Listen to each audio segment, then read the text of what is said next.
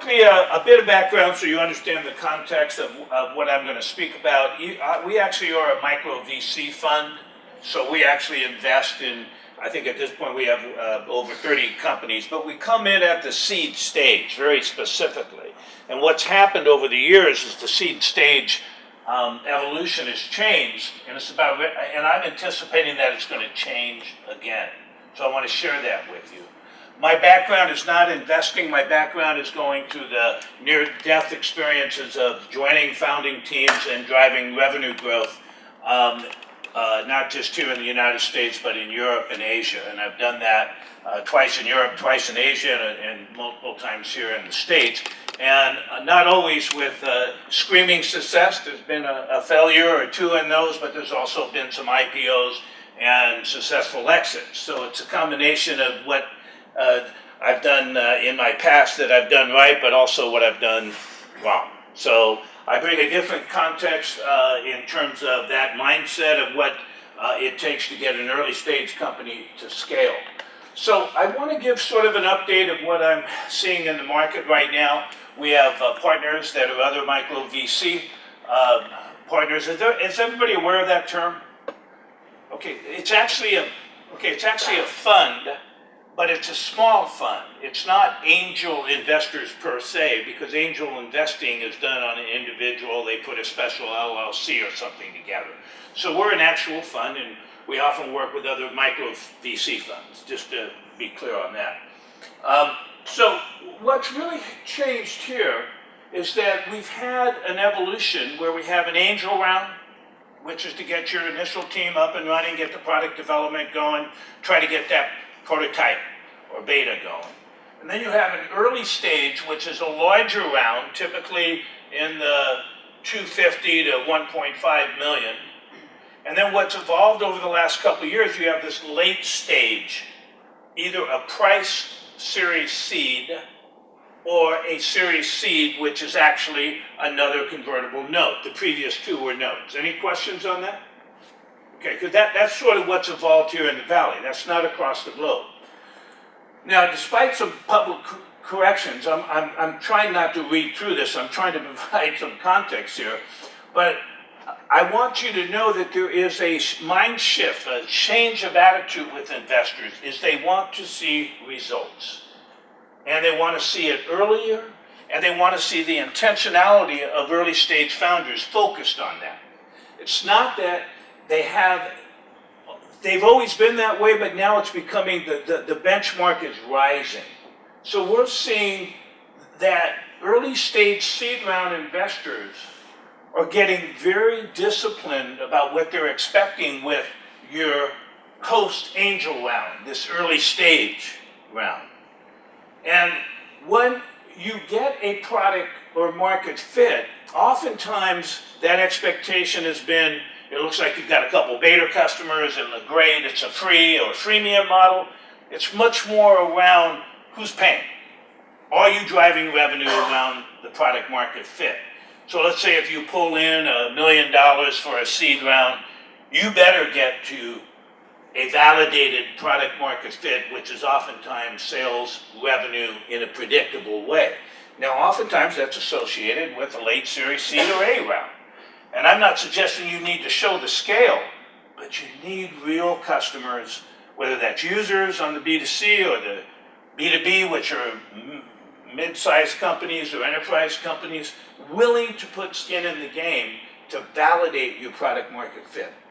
Questions, comments, before I walk over myself here? Okay, so really what I think is important is that there's been, at least in the portfolio and the type of entrepreneurs that I've been dealing with over the last couple of years, which has been the age of our fund, by the way, is that there's been an anticipation that you're going to continue to do a rolling close. You're going to continue to get seed investments once the initial tranche comes in. And what I'm cautioning you to do is be very intentional now about that one seed round. It looks like a lot of you are in that phase, right?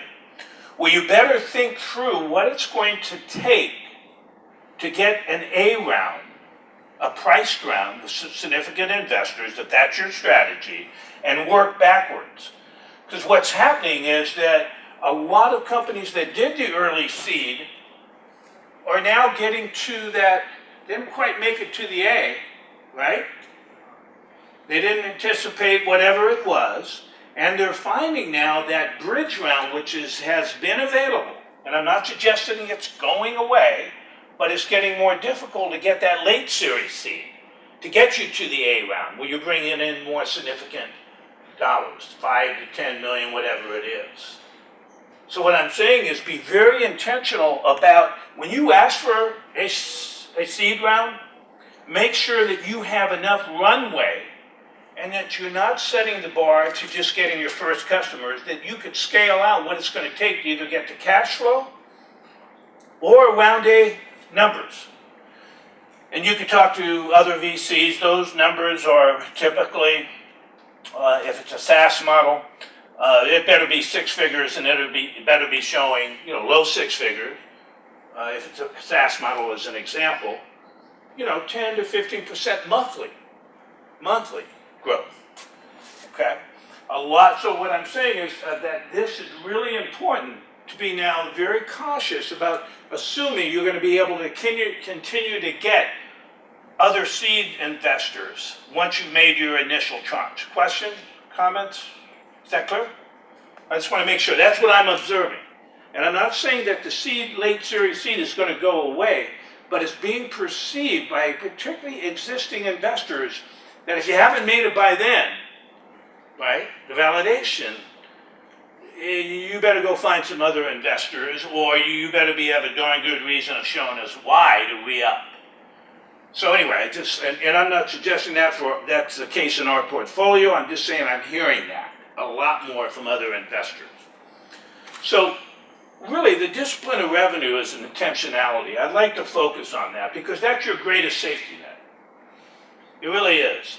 And when I say what you need to do to really get that intentionality, it's a very rigorous process to get revenue, particularly when you're at this early. And that intentionality has to be a very rigorous and disciplined process around understanding what is that revenue model and what customers are you going to take on and what customers you aren't going to take on. I cannot stress this enough. I have seen so many companies run out of gas because they have a name, enterprise, large Fortune 50 company working with them.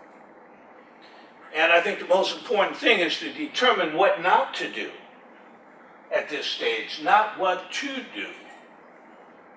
So this execution strategy is a clear, we're going to get into this a little bit. I'm going to go fairly fast because we have such limited time, but I'm going to show you what that means. Because that execution strategy is a firm understanding around what decision makers you're going after and what data you need to do the one critical thing that will determine your success or not as a startup. And I am being very, very clear about this.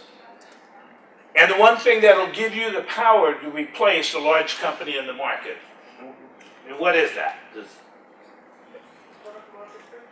I think that's the answer that comes to mind, but it's not that. It's once you get an initial product, it's your rate of learning.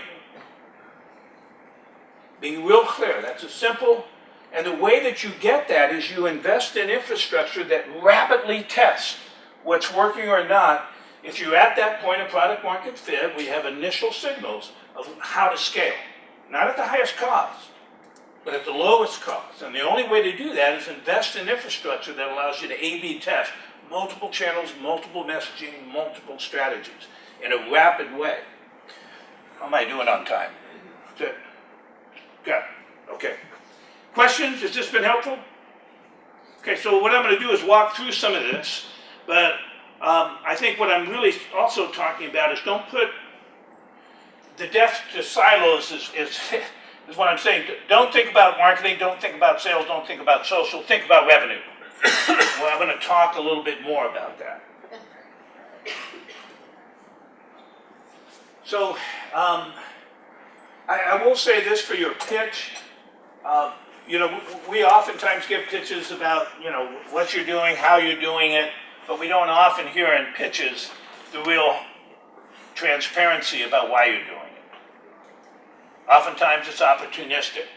And that's fine, but that doesn't make great companies. So to go back to Simon Sinek, what I think you need to do is figure out, you know, this is what you have, this is how you're doing it, but why are you doing it? What is unique about you as a founder that allows you to provide an insight that's unique?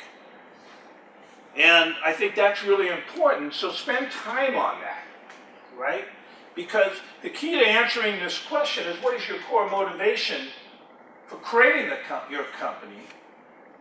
And the key to that is your own experience. And guess what? I've seen experiences that are brought about not by professional experiences, but by personal experiences. Be transparent about that. Because it's really hard to do startups. I'm not telling you something you don't know. And so what is an investor going to say? They're going to ask, how loyal are you to that idea? And if you're not, you know you're going to run into near-death experiences. But if you're not, then don't be in startups. And that's what you're looking for, and that's a function of the why. Any questions or comments on that? So really spend time on that. That's often missing. And I use Uber, and this is just transportation app, data-driven, mobile platform. The why was they wanted to evolve the way the world moves. It's fundamental to what their mission and purpose was. As an example. So know thy customers. I think that probably, it's great to be able to tell an investor that we're going to get to the mountaintop. And the mountaintop's up here. And when we get there, everybody's going to do really well. But investors really, at least the ones that I work with, you have to have that. You have to have a big market. But you need to be able to talk about how to get to base camp. And if you can't articulate that, all the vision and mountaintop talk isn't going to really work. You see, so what I'm saying is understand your customers, how they buy. This is an example of a B2B enterprise model as an example. Understand why your customers would even consider doing something different with your solution. This happens to be a more involved workshop I do around how customers actually buy. This is a C-level type of awareness, and this is staff awareness. And then why now? What's the urgency? And oftentimes what happens is founders will start with, this is what I'm doing, instead of answering, well, why should I do this? Why should I try something different? It's not a tech talk, it's a business or insight. Why now, and then why your product? So I'm not suggesting they don't blend, but understand that you have to know your customer really, really well. And you need to map whatever sales process you have around that, not the other way around. So this is another way to look at buyers. If you don't understand them at a very organic, deep level, it's going to be very difficult to reach them. And you want to be able to communicate that depth of awareness, if it's a user or a B2B, to investors. And so this actually is knowing what we call personas, which are the actual day in the life. In this case of an entrepreneur, a single entrepreneur. And that happens to be an audience you're going after. What's their pain? What's their demographic? What are their objectives? What do they do when they get up in the morning? What do they do when they get home? This is another one, which is a corporate leader.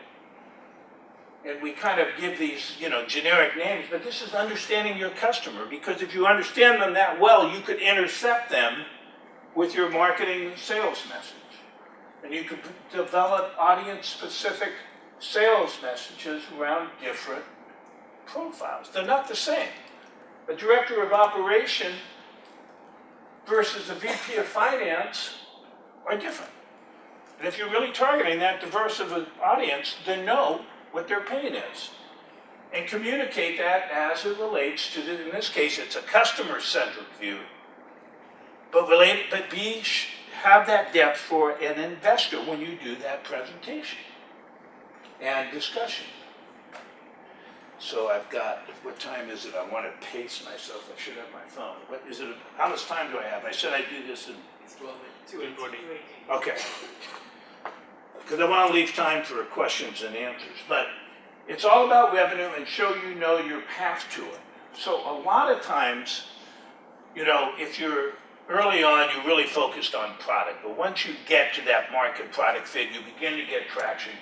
You know, understand that left-right movement to close customers is a function of following a very disciplined process of moving through a sales process that has checkoffs. You're over here and you're getting a proposal out, but you don't understand the budget or the revenue or the decision making. You're way ahead of your own of a disciplined process. So that's just a really important part, and I want to go back to this. If you're thinking of hiring salespeople, which you will eventually, and you want salespeople and marketing people, but as founders, it's not, but at least from the investments that we make and others we know, we want founders to do that. We want that in their DNA initially, so they could transfer it on to people. Now this is revenue today, and I just want to say that revenue is a very difficult to achieve early on. We all know that, but it's a multifunctional process. So what I suggested is sort of the evolving model is that it's not just marketing, social, PR, Twitter, outreach, Facebook. It's not just, you know, sales. I used to be a sales manager, director, VP of sales, VP of biz dev. It's not just that, and it certainly isn't our agencies creating great content for you. It's not that. It's all of that collapsed under a very specific revenue execution strategy that's based on your buyer persona and your strategy for reach. This happens to be from Full Funnel Blarney, which is a partner of ours. And it takes all of these channels, as I said, branding, whatever it is, inbound content, paid search, web traffic, social, collapses it into content, messaging content, fills the funnel up, and rapidly tests through infrastructure, HubSpot, CRM, what's working and what isn't. And the technology today, due to all the marketing automation, CRM, and all of that exists today for you to rapidly learn and A/B test what messaging, what channels, what targets are working and converting. And oftentimes, when it converts, it's ready to go to sales. Sometimes it could be direct email trips from sales, but it has to be curated to test what's working or not, because that's the only way you're going to learn. And if you take months to do that, you might be out of funding or validation, whatever it is. So this process, I'm just saying, is much more involved than it was yesterday. So I know I've talked a lot. I'm going to open it up, but I think the game plan for funding is know your why, know that customer or user. The path to revenue needs to be rapidly templatized and decoded before you hire expensive staff, ideally, right? Because you're paying for their learning curve. And the dollars to get through a round A in one raise versus two. It's sort of in summary. So anyway, I hope this has been helpful.